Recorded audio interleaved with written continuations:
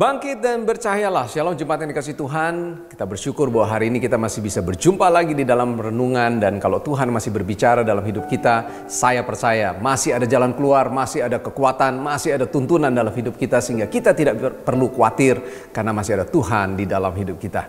Saudara, firman Tuhan hari ini terambil dari Yeremia 17 ayat yang ke-7 sampai dengan 8 ayat yang sangat populer, ayat yang kita sudah tahu semua, yaitu tentang pohon yang merambatkan akarnya di tepi aliran air.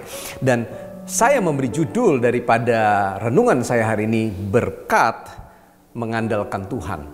Dan saudara, kita tahu bahwa manusia di akhir zaman ini katanya zaman akan menjadi semakin sulit. Dan hari ini kita bisa melihat kesulitan, tantangan, ya pergumulan-pergumulan hari ini kita lihat setiap hari dalam kehidupan kita. Dan orang dikatakan kasihnya akan semakin dingin, mereka berlagak tahu, mereka sukanya ribut. Kenapa? Karena mereka cuma cinta diri sendiri, fokus kepada diri sendiri, saudara, menolong diri sendiri. Dan kalau saudara hari ini mengalami kesulitan juga, jangan takut karena ada Tuhan dalam hidup saudara dan saya. Ayat yang ke-7 dari Yeremia 17, firman Tuhan bilang begini, ini yang saudara harus lakukan dan saya harus lakukan. Diberkatilah orang yang mengandalkan Tuhan, orang yang menaruh harapannya kepada Tuhan. Tandanya apa saudara?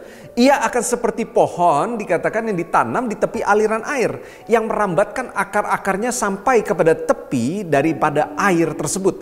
Dan yang tidak mengalami datangnya panas terik, yang daunnya tetap hijau, dan yang tidak khawatir dalam tahun kering, dan yang tidak berhenti menghasilkan buah, katanya. Ini adalah janji buat hidup kita. Sekalipun datang masa yang sulit, sekalipun datang terik, panas matahari, mungkin ada kesulitan, tapi daun saudara dan saya, buah kita akan terus berbuah, kita terus akan berbuah lebat. Saudara, berbuah, jangan kita persempit fokus kita hanya kepada kekayaan, berkat, yaitu secara jasmani, secara pekerjaan, mungkin aset, mungkin rekening, mungkin jumlah mobil, jumlah apa yang saudara miliki. Jangan persempit buah itu kepada kekayaan saja, kepemilikan. Mari kita lihat. Apa sih tujuan? Kenapa kok Nabi Yeremia itu menggunakan analoginya pohon, saudara? Kalau kita bisa melihat pohon itu terdiri dari, biasanya ada yang kelihatan yang di atas permukaan itu apa saudara? Ada batangnya, ada kayunya, dahan-dahannya, lalu ada daunnya, dan beberapa pohon dia akan ada buahnya. Dan pohon tidak bisa menikmati dirinya sendiri. Pohon diperuntukkan untuk dinikmati bagi orang lain.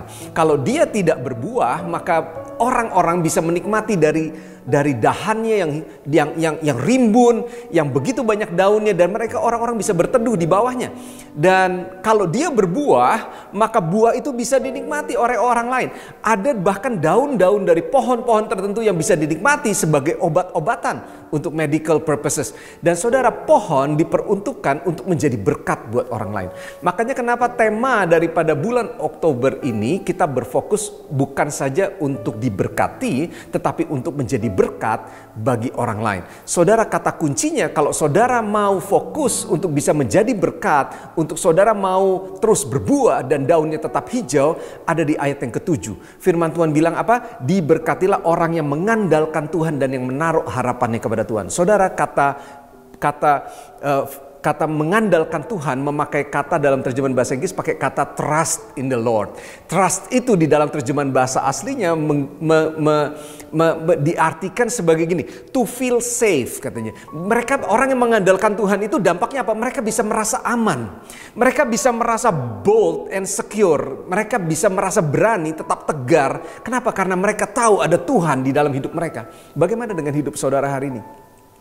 Apakah kita takut dan kita hanya fokus kepada kesulitan saja, atau kita tetap fokus kepada Tuhan? Kalau kita mengandalkan Tuhan, tandanya apa? Kita akan merasa aman. Kita akan merasa berani, tetap tegar di dalam kehidupan kita. Menjadi berkat tidak ditentukan dari apa yang kita miliki, situasi atau kondisi. Kalau saudara ingat kisah tentang Musa itu gagap. Tuhan bisa pakai Musa untuk membebaskan bangsa Israel. Bahkan di perjanjian baru ada seorang anak kecil yang kita tidak tahu namanya. Dia punya cuma 5 roti dan 2 ikan. Dan itu bisa jadi berkat buat makan, dibawa ke Tuhan, menjadi berkat buat ribuan, banyak orang.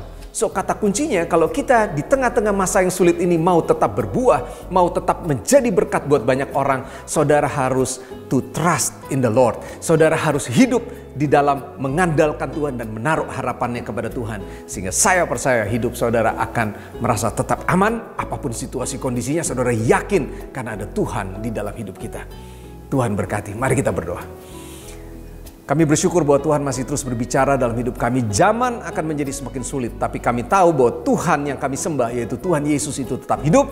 Tuhan tidak pernah berubah dahulu, sekarang, sampai selama-lamanya. Dan kami percaya kalau kami merambatkan akar-akar kami kepada Tuhan, itu sama seperti ketika kami percaya sama Tuhan, kami mengandalkan Tuhan, kami merasa aman, kami merasa tegar, kami yakin bahwa tidak ada yang perlu kami takuti di depan, karena pasti ada Tuhan dan ada kekuatan yang menyertai kami.